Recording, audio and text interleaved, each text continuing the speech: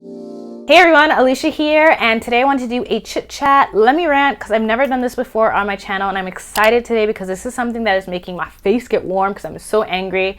This is about that Yelp employee a couple weeks back that got fired because she spoke out about not making enough money to live. Do I agree with her and her methods? No, because she started off her open letter with 90s Spice Girls and a hashtag, not representing our millennial generation very well.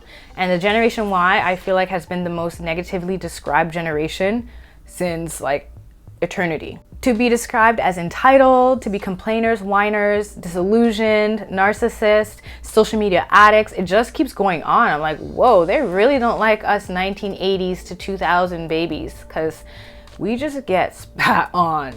And it's funny because when I was reading the comments on blogs and on YouTube of people speaking about this topic, first of all, not very many people are talking about the issue at hand, which is actually job insecurity. They're talking more about this girl being a whiny little brat who should live outside of San Francisco because she knows the place is expensive and should get 1 or 2 roommates and 1 or 2 jobs. I have to say, as a girl who's been on her grind since the beginning and the land before time, that I wouldn't wish or want that for anyone else. The struggles that I've had in my life, yes, I can say have made me who I am. And being someone who is partially sighted, legally blind, and has a mantra of there's beauty in the struggle, I can tell you that there are certain situations and experiences in life that have led me to learning more about myself, developing skills and qualities about myself that I'm truly proud about and proud of, that I would have never been able to say or hold today.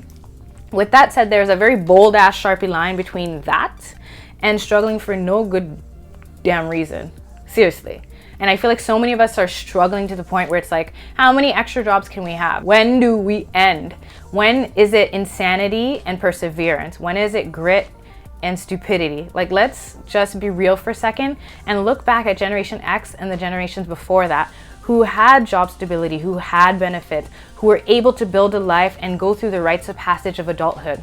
So many of my friends have to live at home because we can't afford to rent. We don't want to deal with nasty ass roommates. We don't want to have to deal with struggling between the binaries of rent and food, student loans and phone bills, and all the other essentials of life that we have to pay for. And I know someone's gonna go and argue that phone bills are not a necessity, and neither is internet, and we have so many luxuries, and we've grown up in this world of technology and internet that we can't decide and discern what's real and what we actually need. Well, I can tell you that we need internet to keep applying for these jobs that are gonna give us contract work and FTEs, full-time equivalents, so 3 part-time people will work what used to be 1 full-time job without benefits, without healthcare, with the uncertainty of even having shifts, because there's these stupid things now called on-call, which basically is synonymous for on hold. We put our life on hold so that when someone's full-time and they're sick, they can afford to take sick leave while we work their shifts because we need the extra cash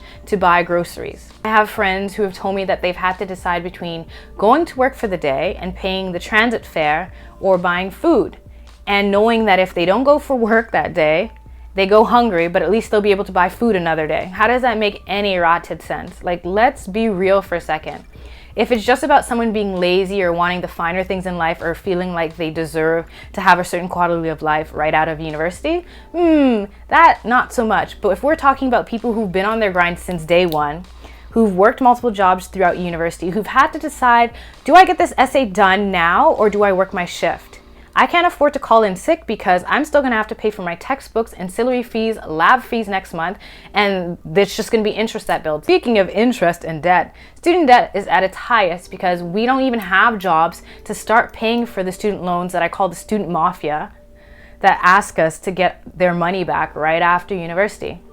And there are deferment options, which most of my friends have done for 6 months to a year. But in that 6 months to a year, we may not even had secured a full-time job to begin paying for what we already were paying for, which is our rent with our roommates and our basic needs and a few extra tits and tats, but also this new student loan. Having to have roommates. No generation had to be coupled up and roommate and bunked up as much as our generation before. And how many roommates can we have? Like 3 plus, 4 plus? I know people who live in houses of 8 who are in their early 30s because they still can't afford to live on their own or with just one other roommate because the cost of living is so high. And being in a city where a minimum wage is pretty good, it's $11.25. It's been going up a quarter almost every other year for the last 5 to 6 years.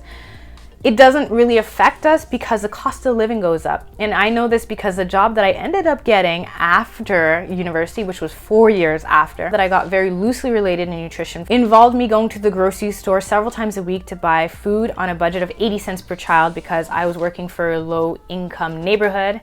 And I can tell you when things went up by 5 cents or $3, regardless, it doesn't matter because it still affects the person who's still making a minimum wage. So if every time minimum wage goes up by a quarter and bananas go up by 20 cents, oh, and eggs by $2, it's crazy, and I'm having to budget all these things and still make nutritionally sound meals, how does that reflect to someone who is in their mid to late 20s, early 30s, or who has always been of a low income status? It doesn't fix the problem. Not even focusing on the problem. We're too busy brushing our issues under the rug or telling each other that because I struggled, you need to too. And I don't think bootstrapping is the solution. I think corporations are laughing at us and they think that we're so stupid because we're too busy telling each other that because I had roommates and because I had multiple jobs and I had a restaurant job, that you should too. Why should I be working in the restaurant industry for 5 years because it pays more than a full-time job that I had before? Why should I have to worry about coughing through a shift versus not working and not having enough money to do the things I need to get done? Why do I have to put my passions on hold because I can't even afford to get the basic stuff on lock? Let's be real, guys. I know you got some opinions and thoughts, so leave them for me in the comment section below. If you enjoyed what I said, don't forget to give me a thumbs up and spread the word by sharing this video. And if you want to see more videos by me, because this is usually not my bread and butter, you can check out any of my other videos and subscribe. And thanks so much for tuning in. Until next time, love and later.